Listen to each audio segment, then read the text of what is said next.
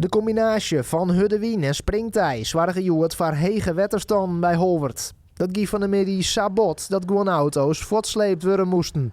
Het wetter dat kwam even heel hard omheen. En dan er staan er auto's even bij de banden in het wetter. Dus ja, die moesten we zo gauw mogelijk even op veilige groen zetten. En slaagt het een beetje met die auto's, want ze staan natuurlijk op slot, op de hoornrem. Ja, er zijn bepaalde auto's die staan echt op slot, in de versnelling en op een hoorrem. Nou ja, daar hebben wij goed materiaal voor, leppels koven eronder, een redrollers eronder en dan zetten we ze fjouwerkant zetten we ze voort zonder keer om te brengen. Wagenborg hier honderden toeristen jeder deze week al waskogen van het hege wetter. Een soort meesken hier naar haar auto zal op een oord plakdeel zet. Maar het tientallen toeristen hadden de waskoging net meekregen. Nee, dat hebben we niet gehoord. Nee, in ons hotel waar ook over gebleven zijn, hebben ze daar ook geen meldingen van gemaakt. Nee.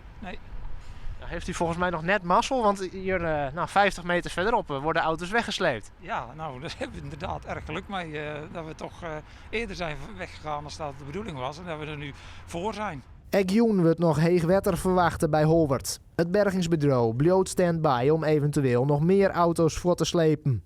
Dat het parkeerterrein sabot onderstroepte is nevens de bergers alweer een skoftlien. Ik denk dat het een iris fjouwerlin is dat we er voor de laatste keer west hebben. En daarvoor eigenlijk wel 2 keer per jaar dat het gebeurde. Maar de laatste jaren gaat het eigenlijk goed, gelukkig.